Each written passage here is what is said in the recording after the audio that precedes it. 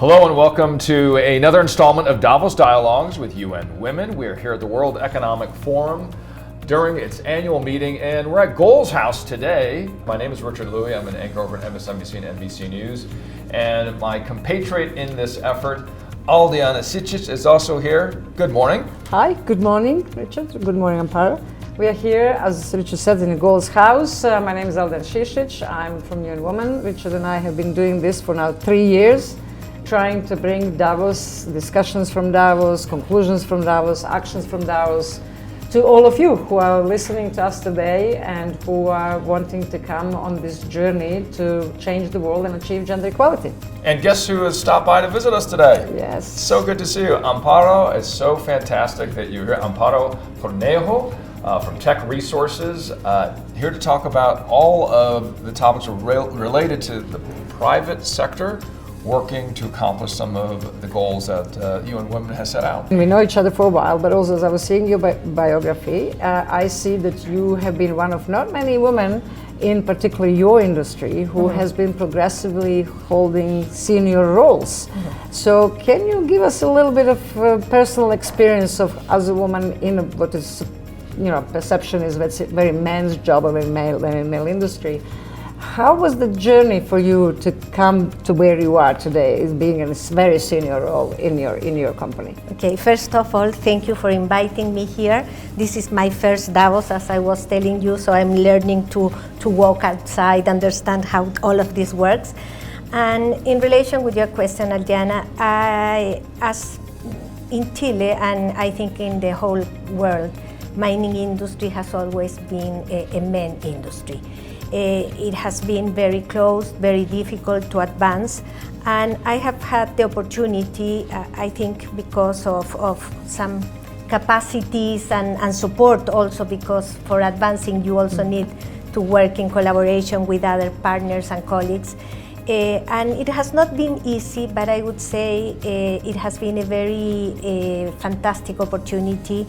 I have been able to move to positions that were initially only for men, and I think I have been able to do that because through all my career I have been able to see and understand how situations were difficult for women. I took this very personally when I started working at Teck, and I took this opportunity to bring the capacity and also to bring other women to the company. I think what I have done is to create a space, open a space, and I'm super happy to see that today the industry in Chile has increased the participation of female. In our company we had 27% of women, which is super high, and also which is very important is to have more women in leadership positions. I think if we focus only in the entrance, it's good, but the only way to change the culture and the leadership of an organization is to have more people, more women, more diversity in the boardroom, in the management level. So I am proud of being able to do that and also opening spaces for others. They're talking about sustainable development goals. If we're already talking about, we are not achieving, they're at risk, they are there to 300 years until we achieve gender equality, I do not accept that.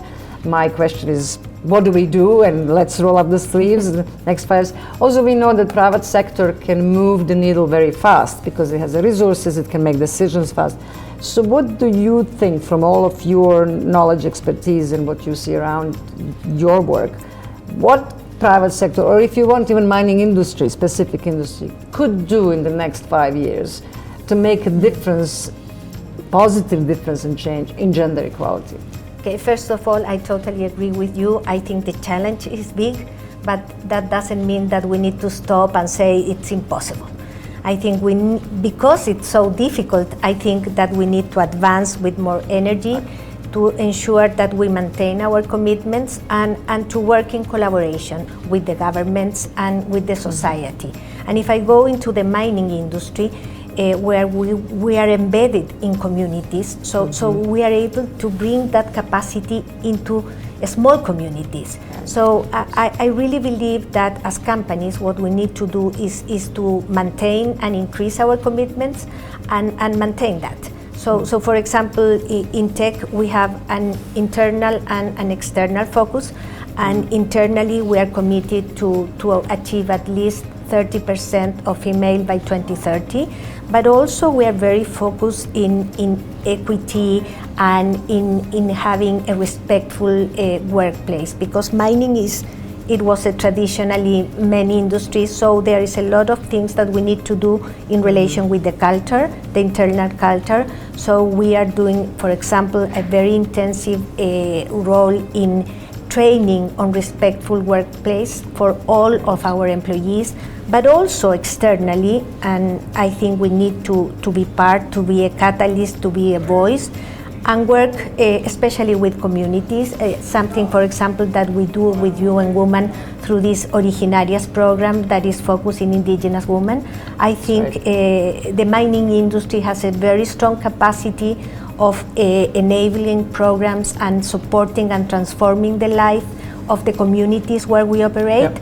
And in those communities, women have a very important role. How might you, for us, describe, from your experience and in the industries that you overlap into, how we might look at the global South and the global North when we think of how industry can help gender equity and gender equality? Mm-hmm. Because sometimes the conversation does not fully include the 2/3 of the world that we talk about, which is the global South.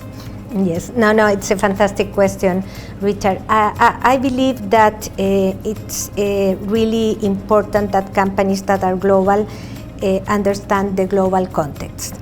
And I think in our case, we have been, as company, being very focused in trying to learn and engage and really understand the context of Latin America. Yeah. Mm-hmm. The challenges in relation with inclusion, I think, are not exactly the same, though in North America there are also big challenges in participation mm-hmm. of females and several similar things.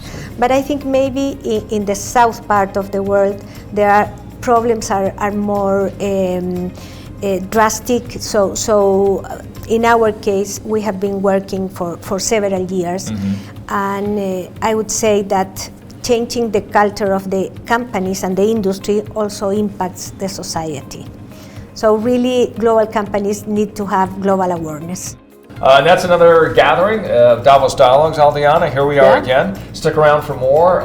We'll be back with more Davos Dialogues right here at the World Economic Forum during their annual meeting with UN Women.